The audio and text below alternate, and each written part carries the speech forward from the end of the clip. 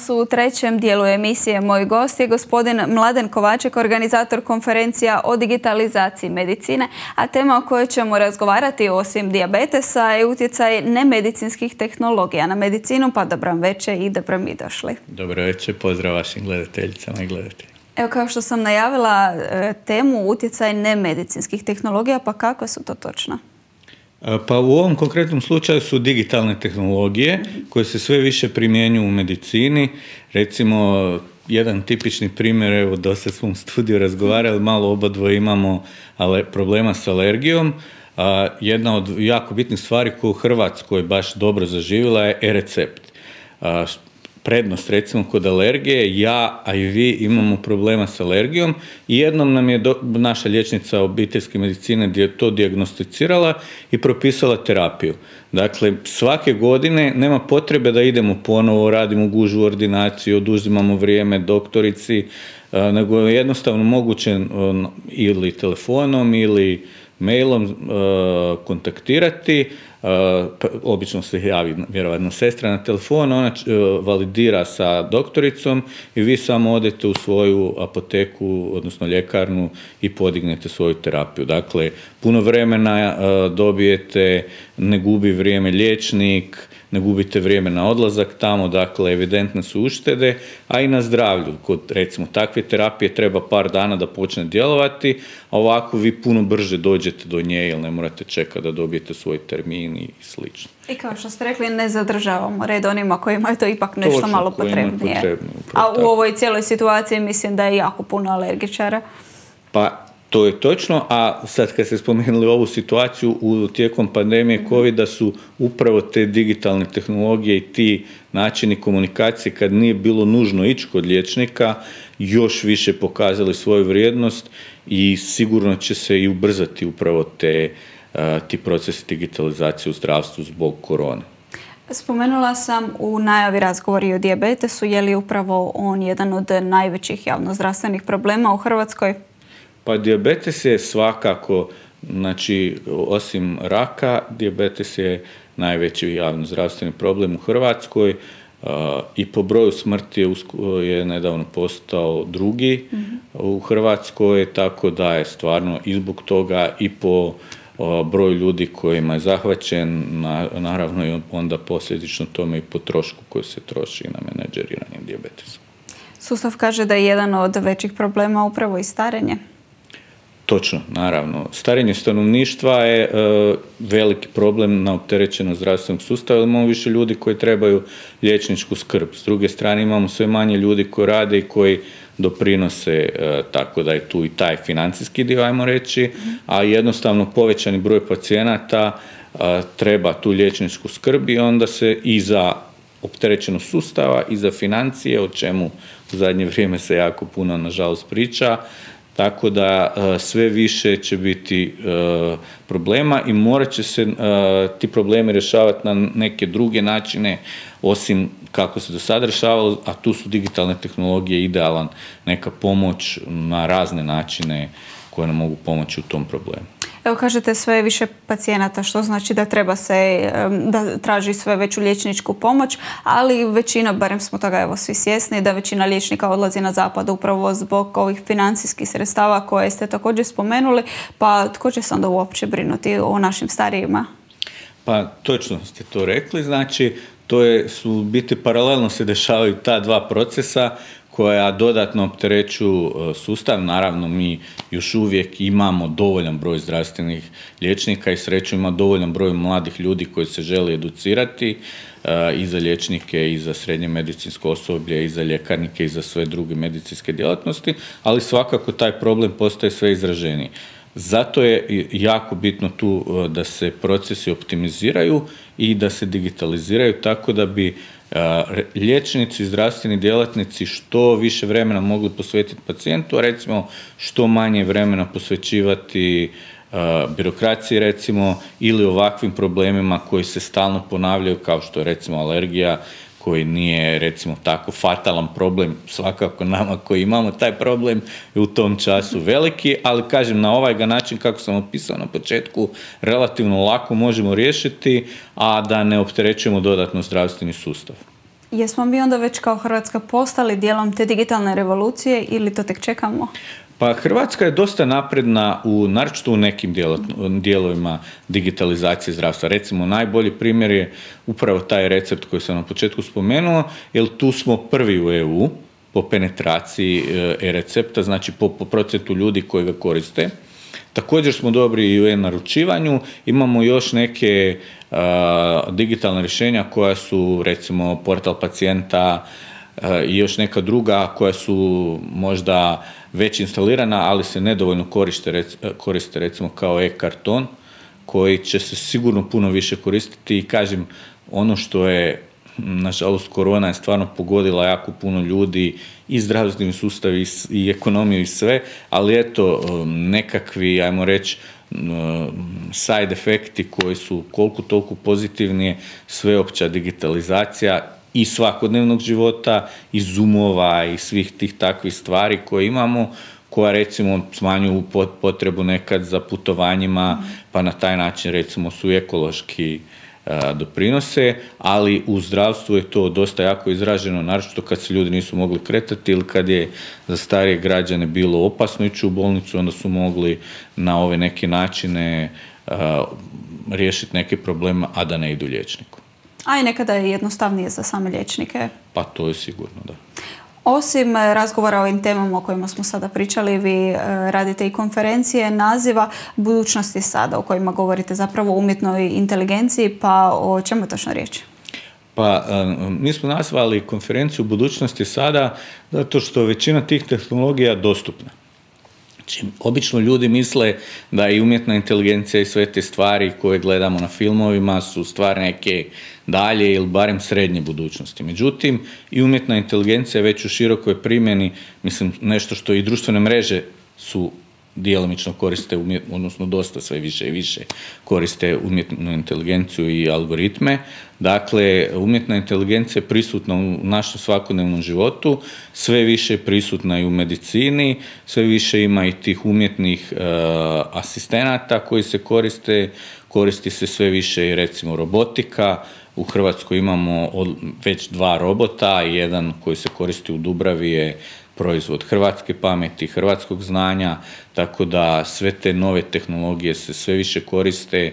Ovo o čem sam sad sve pričao su, ajmo reći, dosta sofisticirani digitalni proizvodi koji su u širokoj primjeni. Sad ću vam postaviti pitanje o odnosu liječnika i pacijenta. Evo, gošća koja je bila prije vas upravo je govorila o toj temi, pa ne znam koliko ste uspjeli načuti, pa je i sama spomenula kako su na tom panelu, malo ću se samo osvrnuti, zapravo sami liječnici rekli kako imaju za razgovor sa pacijentom nešto manje od 7 minuta, što je poprilično teško.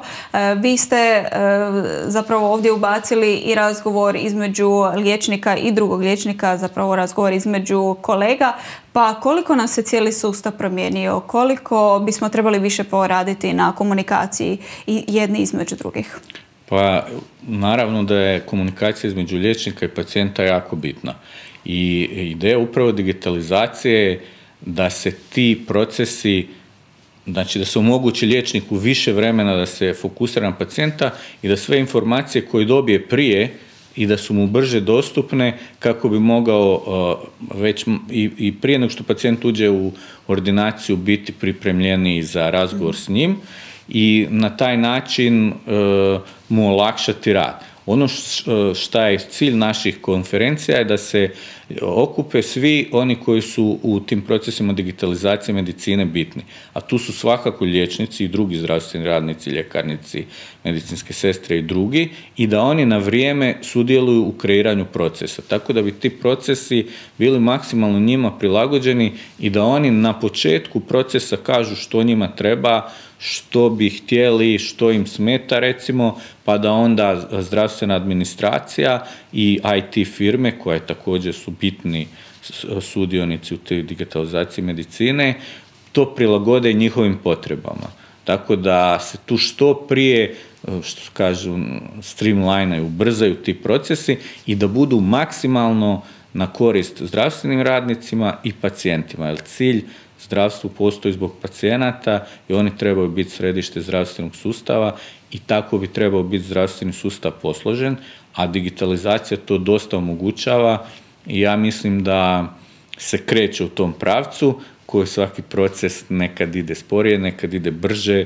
Recimo, kod nas su bili nekih perioda kad se to bilo dosta brzo i tad smo odmakli, onda smo imali neke stagnacije, sad momentalno čini mi se da se ponovo ubrzava, djelomično zbog korone, djelomično su možda neke druge situacije sazrele, tako da mislim da će dosta se vidjeti benefita od digitalizacije u budućnosti.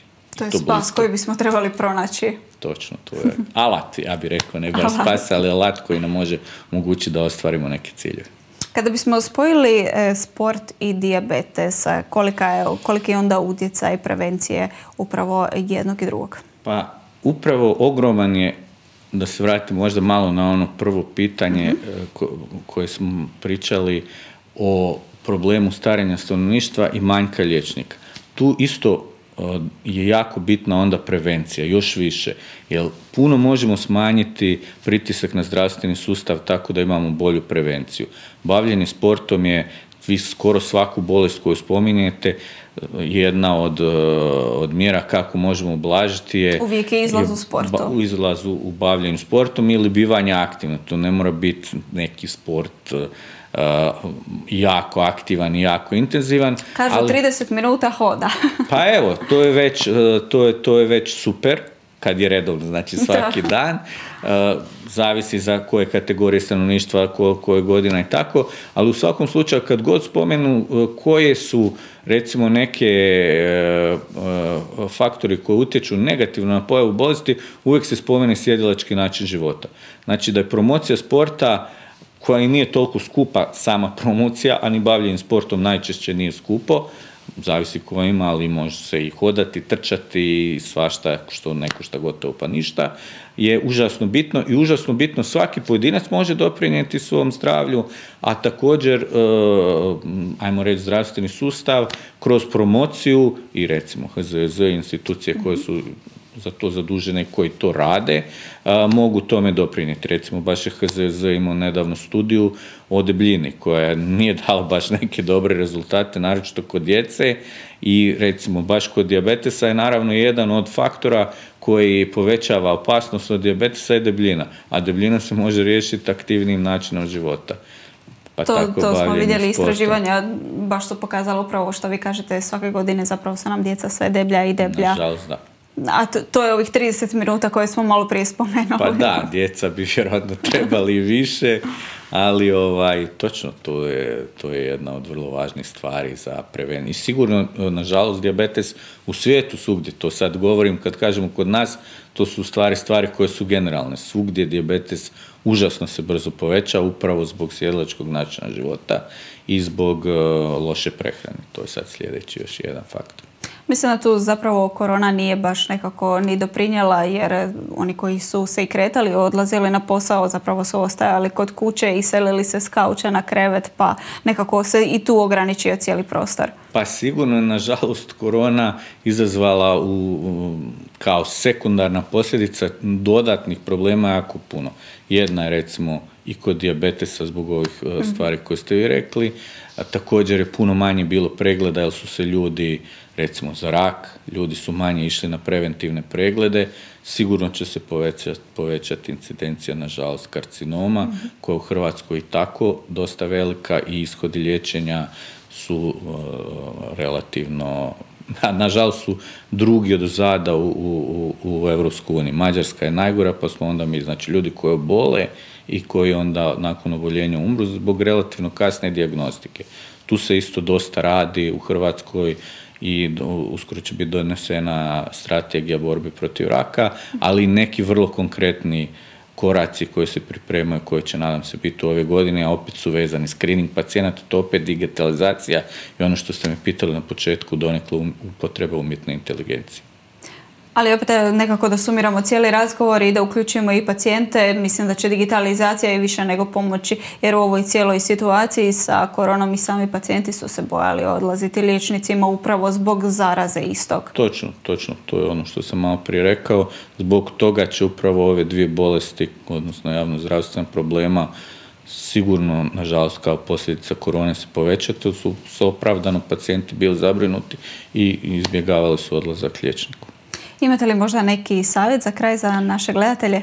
Pa evo, upravo ovo, da se nadovežem na ovo što smo rekli za pacijente, ja bih pozvao pacijente da što više koriste, recimo sad preko sustava e-građana postoje portal za pacijente koji je napravljen, na koji oni mogu ući i koji mogu vidjeti puno iz svojih zdravstvenih podataka, zatim mogu vidjeti i svoje i povijesti bolesti i mogu vidjeti koje su terapije do sad koristili, nalaze i takve stvari. Znači, budući da zbog cijepljenja će sve više građana, pa i starijih koji nisu toliko vični, biti prinuđeni da koriste više portal e-građani, pa preko njega onda mogu ući u portal za pacijente i sigurno će tamo naći dosta korisnih stvari za sebe i možda lakše u budućnosti komunicirati sa svojim liječnikom.